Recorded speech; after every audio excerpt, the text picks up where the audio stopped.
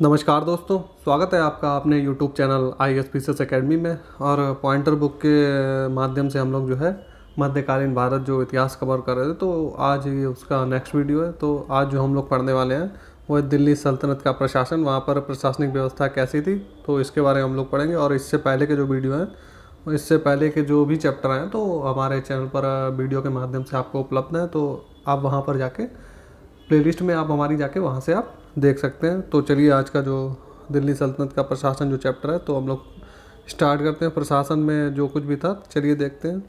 इतिहासकार वर्नी ने दिल्ली के सुल्तानों के अधीन भारत में शासन को वास्तव में इस्लामी नहीं माना। तो वर्नी कहता है कि जो शासन है उसको इस्लामी शासन नहीं माना। क्यों नहीं माना? क्योंकि जो अधिकतर आबादी थी वो इस्लाम धर्म को नहीं मानती थी या फिर उसका अनुसरण नहीं करती थी। सल्तनत काल के अधिकांश जो अमीर और सुल्तान थे वो कौन से थे? वो तुर्क वर्ग के थे, यानी कि तुर्की के रहने वाले या तुर्क नस्ल के थे। दिल्ली सल्तनत से संबंधित सत्य कथन देख लेते हैं कि दिल्ली सल्तनत के जो राजस्व शासन में राजस्व की जो वसूली का प्रभारी था उसको क्या बोलते थे? उसको आमिल बोला जाता था। और इक्ता प्रणाली अरब की मौलिक प्रणाली थी। इक्ता प्रणाली जो थी वो अरब की मौलिक प्रणाली थी। सल्तनत काल में जो है सैन्य विभाग का प्रमुख जो है दीवान ए आरिज कहलाता था। तो सैन्य विभाग का प्रमुख जो है दीवान ए आरिज कहलाता था। इक्ता क्या थी? इक्ता जो थी वो एक राजस्व एकत्रित करने की व्यवस्था थी। और सियासतनामा इक्ता व्यवस्था की जानकारी का स्रोत माना जाता है। तो इक्ता व्यवस्था की अगर जानकारी चाहिए तो कहाँ से मिलेगी? हमको सियासतनामा से मिलेगी। मुक्ति को इक्ता से एकत्रित राजस्व से सैनिक रखने पड़ते थे। चलिए अब हम लोग जो है विभाग और उनके संस्थापक सुल्तान देख लेते हैं कि किस सुल्तान ने कौन सा विभाग स्थापित किया था। दीवान बंदगान फिरोज शाह तुगलक ने स्थापित किया था। और दीवान अर्ज बलवन ने, दीवान मुस्तखराज अलाउद्दीन खिलजी ने, इसको बोला जाता था राजस्व विभाग।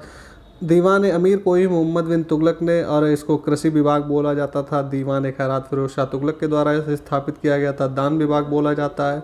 दीवान रियासत बाजार नियंत्रण विभाग इसको बोला जाता था, इसको अलाउद्दीन खिलजी ने स्टार्ट किया था।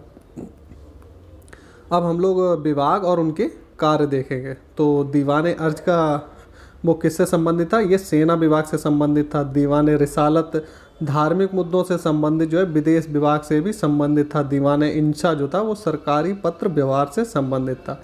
दीवान बजारत जो था वो वित्तीय मामलों से संबंधित था। वह राजवंश जिसके अंतर्गत जो है बिजारत का चरमोत्कर्ष हुआ था, तो कौन था? तुगलक राजवंश। भूमि उत्पाद पर लगने वाले कर को इंगित करता है कौन? खराज, उस्र और मुक्त। ये जो है ये इनको टैक्स का जो है एक उपनाम बोला जाता था जो भूमि के उत्पाद पर लगाया जाता था। भारत का मध्यकालीन शासक जिसने इक्ता व्यवस्था प्रारंभ की, तो इक्ता व्यवस्था जो है इल्तुतमिश ने प्रारंभ की थी। सल्तनत काल में जो भू राजस्व का सर्वोच्च ग्रामीण अधिकारी, गांव में जो अधिकारी होता था भू राजस्व को वसूलने का, तो उसको क्या कहते थे? उसको चौधरी बोला जाता था। शर्व जो कर एक प्रकार का है वो किस पर लगता था? वो सिंचाई पर लगाया जाता था। जवाबित का संबंध किससे? तो राज्य कानून, यानी कि धर्मनिरपेक्ष से जो राज्य का कानून, जवाबित किसको बोला जाता था? राज्य के कानून थे। हदीस क्या है? तो हदीस जो है वो एक इस्लामिक कानून है।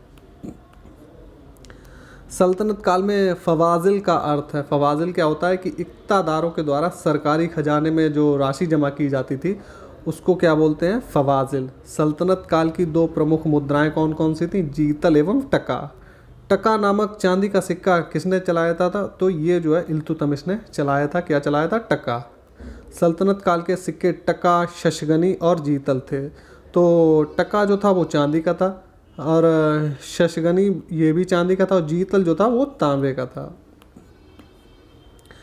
आगे देखते हैं कि बगदाद के अंतिम खलीफा का सर्वप्रथम नाम अंकित हुआ था। तो जो बगदाद का अंतिम खलीफा था तो अलाउद्दीन मशहूद शाह जो शासक था उसके सिक्कों पर इसका नाम अंकित था।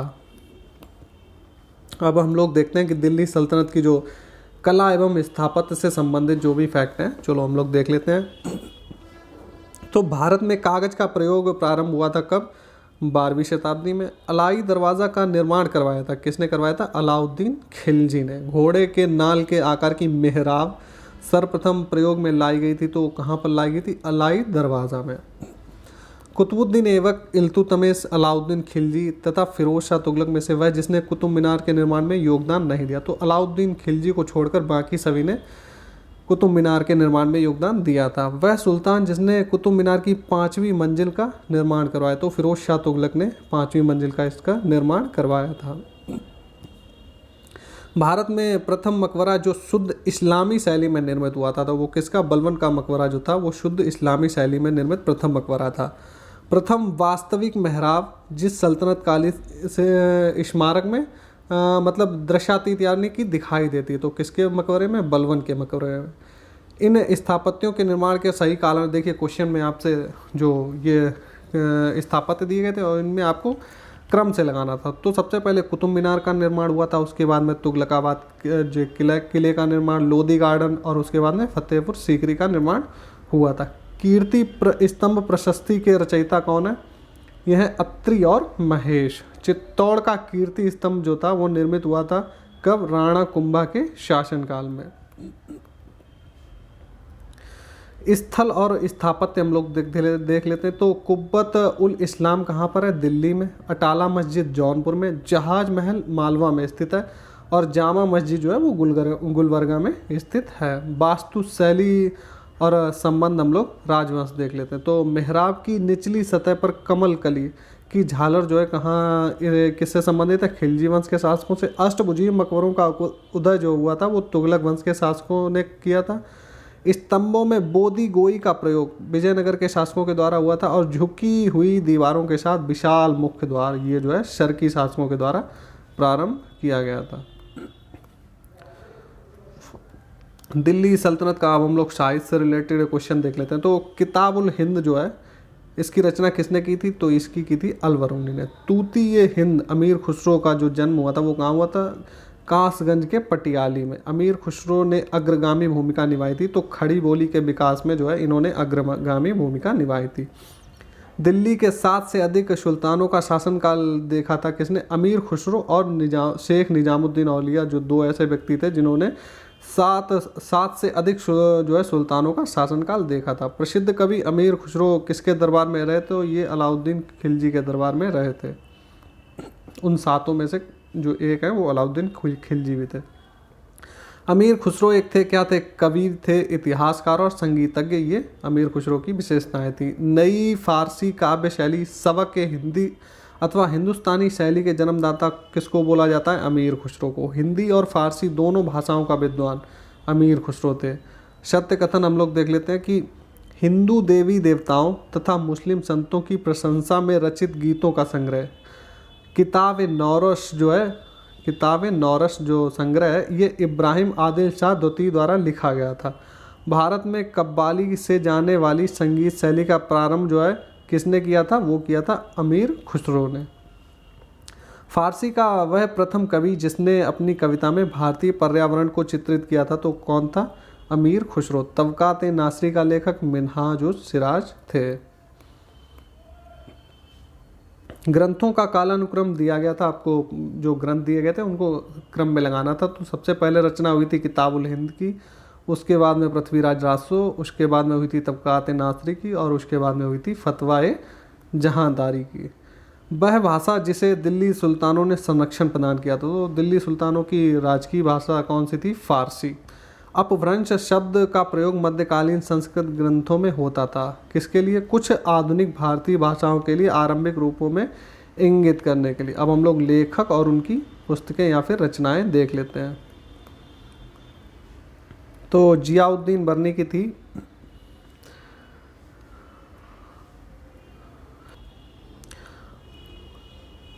तो फिर तारीख है फिरोज शाही किसने लिखी थी? जियाउद्दीन बर्नी ने। ताजुल मासिर हसन निजामी ने लिखी थी।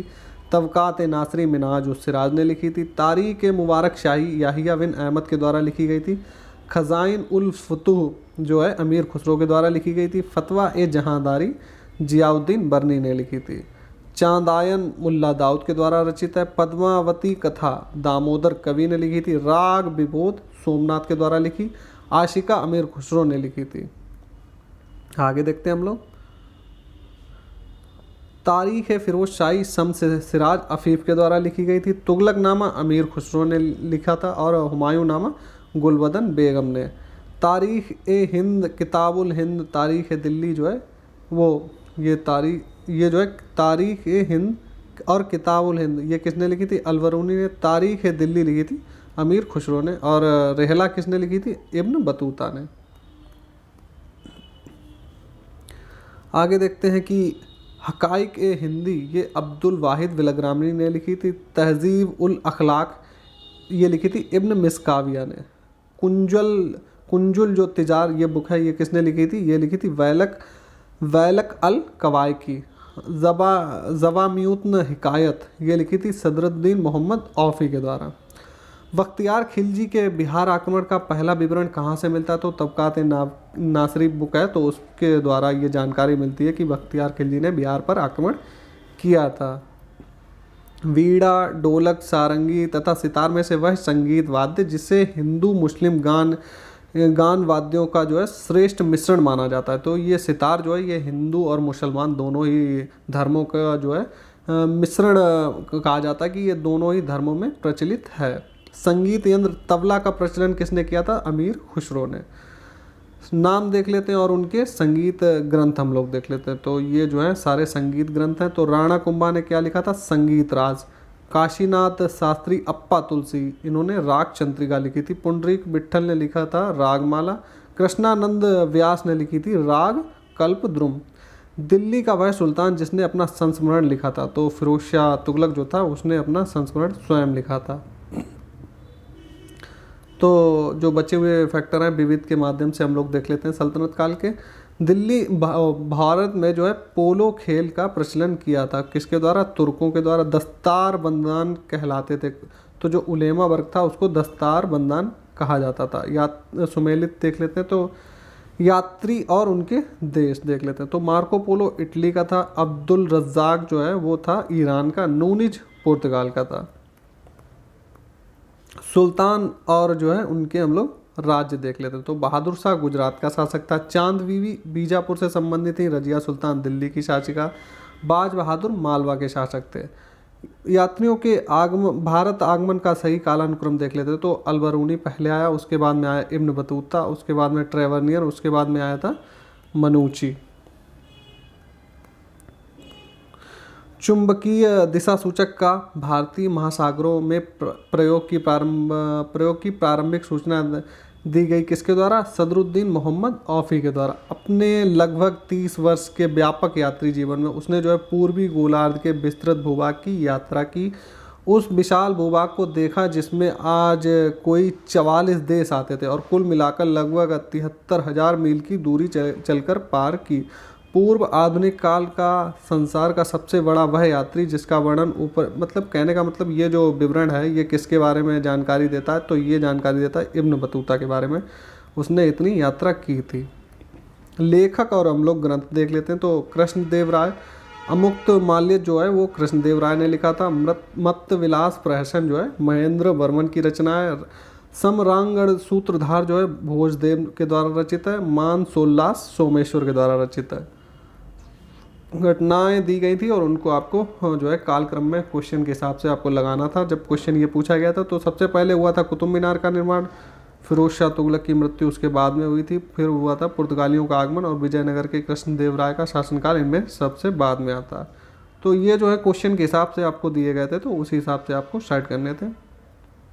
घटनाएं और उनका सही कालानुक्रम देख लेते हैं। तो तराइन का द्वितीय युद्ध हुआ था। उसके बाद में क्या हुआ था? जलालुद्दीन खिलजी की हत्या। उसके बाद में हुआ था अफगानपुर षड्यंत्र। फिर हुआ था मोहम्मद तुगलक के द्वारा राजधानी का स्थानांतरण।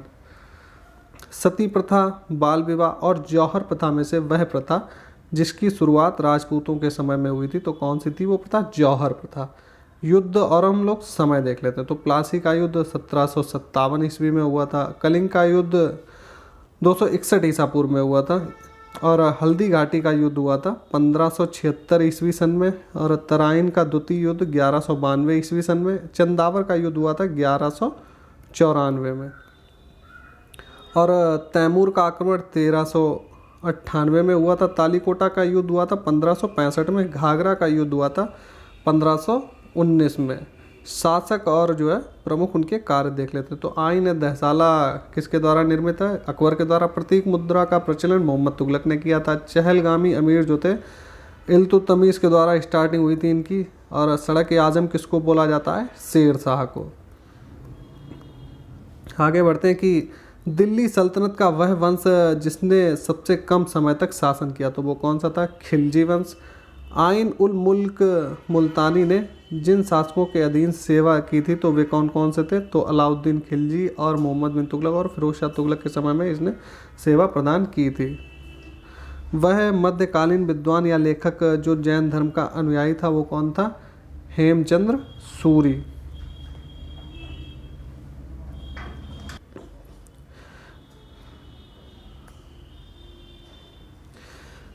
मध्यकालीन भारत में महत्तर और पट्टिकल पदनाम जो है किसके लिए प्रयुक्त होता था? तो ग्राम का जो मुखिया होता था उसको महत्तर और पट्टिकल बोला जाता था।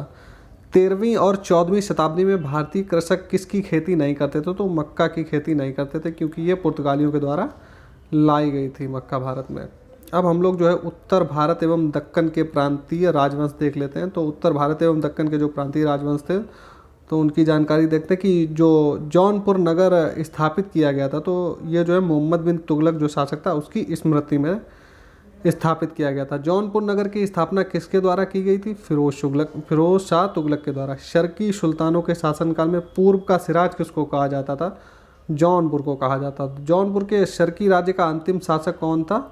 हुसैन शाह था। कश्मीर का शासक जो कश्मीर का अकबर के नाम से जाना जाता था तो कौन था? जैनुल आबदीन। जैनुल आबदीन, मोहम्मद बिन तुगलक और हुसैन शाह शर्की तथा अकबर में से वह शासक जिसने सर्वप्रथम जजिया कर को समाप्त किया, तो इनमें से जो है कौन था? जैनुल आबदीन। जैनुल आबदीन द्वारा पूरी की गई कश्मीर की जामा मस्जिद की प्रभावकारी विशेषताओं में क्या क्या है शामिल? तो इसने क्या क्या किया था? इसमें बुर्ज है, बौद्ध पगोड़ा के जो बौद्ध के पैगोड़ा जो होते हैं तो उनमें उनसे रिलेटेड समानता मिलती है और ये जो है फारसी शैली में निर्मित था। मुनि सुंदर सूरी, नाथा, टिल्ला भट्ट तथा मुनि जिन विजय सूरी में से वह विद्वान जो राणा कुंभा के दरबार में नहीं था। तो मुनि जिन विजय सूरी को छोड़कर बाकी सभी जो हैं कुंभा के दरबार में रहते थे। मध्यकालीन भारतीय राज्य और वर्तमान हम लोग क्षेत्र देखते हैं तो चंपक किसको बोला जाता था? चंबा, जो कि हिमाचल प्रदेश का एक स्थान है। दुर्गर जम्मू कश्मीर को बोला जाता, यानी जम्मू को बोला जाता था। कुलूत जो है, कुल्लू जो वर्तमान में कुल्लू है, इसको पहले क्या बोला जाता था? कुलूत। और कुल्लू कहाँ पर है? हिमाचल में। बहमनी राज्य की स्थापना किसने की थी? अलाउद्दीन हसन ने की थी। और स्थापना हुई कब थी? 1347 ईस्वी में। बहमनी राज्य की प्रथम राजधानी कौन सी थी? गुलबर्गा।